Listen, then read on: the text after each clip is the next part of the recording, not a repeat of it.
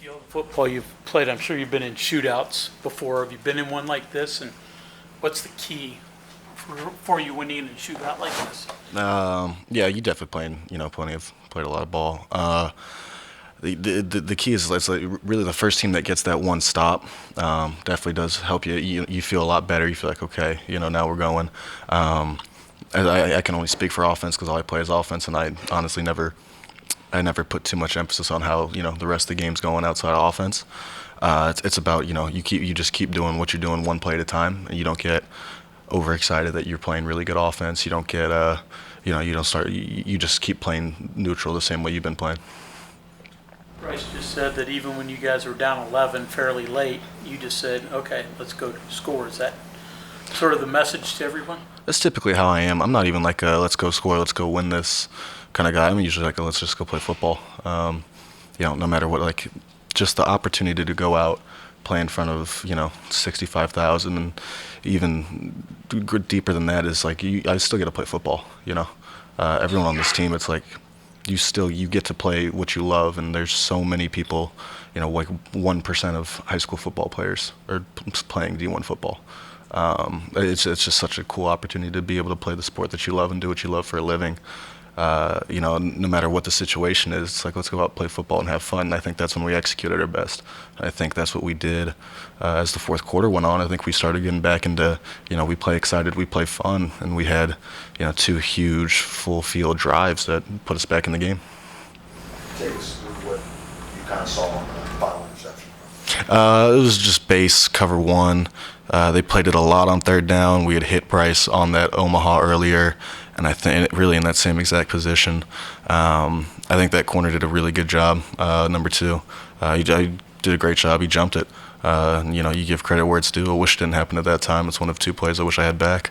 But that's it's the name of the game. It's a crazy sport. You can play really really well up until the end, and then one play can really decide a game. You're 14 of 15 passing in the first half. Just what was working for you early as far as reading the defense? Yeah, I think we had a great plan, and they came out, did a lot of what they did, showed on film in the first half. In general, we knew they were going to give us, some more easy access throws, especially compared to last week. And I think we did a good job. We were on time. We ran good routes. We caught. We did a good job catching, turning up field. In general, we just did a good job, I think, spreading it out and taking our easy access throws and moving the chains. And then, guys break a tackle and they were going. JT, what's the other play you wish you had back? It did nothing. Ended up happening out of it. It was a little shallow route to Palinde. Defender dropped it. Palinde did a good job breaking it up. Miscommunication from me and him on where he was going to be. JT, the two-point conversion to tie it late. It looked like you were looking all over. Did you sort of see Bryce late? How did that work? Started with KP on a one-on-one fade. I think, in that situation, a lot of times corners typically know you're probably going to take a one-on-one fade shot in the red zone. So he jumped straight to the outside, so I couldn't go there. Felt something in my lap, so I know I had to kick back. And then at that point, once you start to one side, you're typically late to the other if you're not in a full pure progression play, which that wasn't. And then it's a two-point play. There's nothing to lose. You just got to try and find something. I saw Bryce and I made eye contact. He worked back out, and I saw him and just put it in there. You surprised he got that open? No, well, he wasn't at the initial break. From what I could tell from my angle. I think it was just, Bryce and I talked about it before, the more you play with guys, the more nuance you develop. I don't think timing itself is very difficult to learn, but nuance is and takes more time. That was a nuance that Bryce and I we've done that exact play and then that exact adjustment before in a two-point play period where we made eye contact and he worked out. When defenders, the longer you have to cover, the more restless they get, the more they start getting eyes in the backfield. They don't see Bryce work back the back end line. I think it was good execution, good play. That combination already has 4 touchdowns through 2 games. So just what's the potential for you guys in the Big 12 this year? I go into every game and I expect us to execute and win. Every game that we play, I think we prepare really well. I think Bryce is an elite player. I think the more you see Bryce getting the ball, his it's the situation that's presenting itself for Bryce. I think is anytime KP's the guy, KP has the chance. Like KP can put up the exact same numbers. I think anytime Sam has the chance, Sam's the guy for the play call. Sam's going to put up those numbers.